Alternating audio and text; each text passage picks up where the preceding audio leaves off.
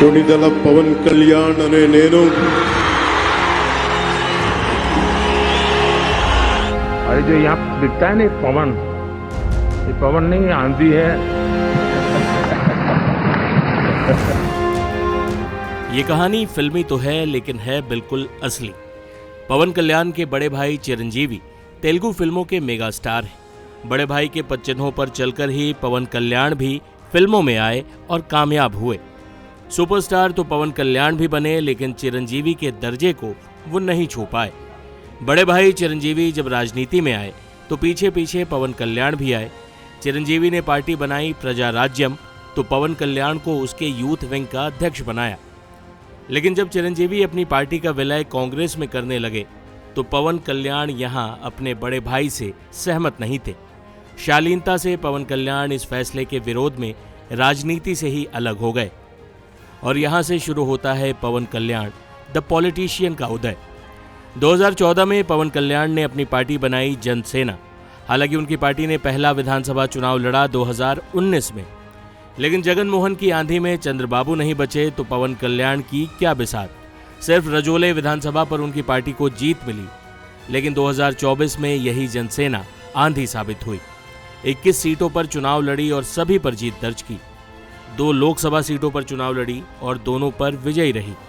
आज जब आंध्र प्रदेश के उप मुख्यमंत्री के पद पर पवन कल्याण ने शपथ ली तो उसके बाद मंच पर मौजूद बड़े भाई चिरंजीवी के पांव छूकर उनका आशीर्वाद भी लिया।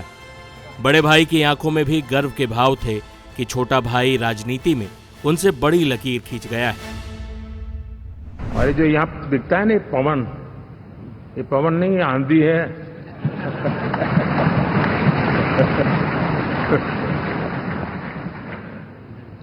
आंध्र ने इतना बड़ा हमारे प्रति जनमत दिया है। हिंदुस्तान के लिए एक सामान्य मानवी की विकास की जो जिजीविषा है उसका प्रतिबिंब है। ये वही पवन कल्याण है जिन्हें कुछ दिनों पहले पीएम मोदी ने आंधी बताया था। तेलुगु फिल्मों के सुपरस्टार और जनसेना पार्टी के प्रमुख पवन कल्याण। नरेंद्र मोदी और चंद्रबाबू नायडू के बीच दोबारा दोस्ती कराने का श्रेय इन्हें ही दिया जाता है। पवन कल्याण आंध्र प्रदेश विधानसभा चुनाव में पीथमपुरम सीट से विधायक चुने गए हैं। उन्होंने वाईएसआर कांग्रेस पार्टी की वंगा गीता विश्वनाथ को 70,000 से अधिक वोटों के अंतर से मात दी है।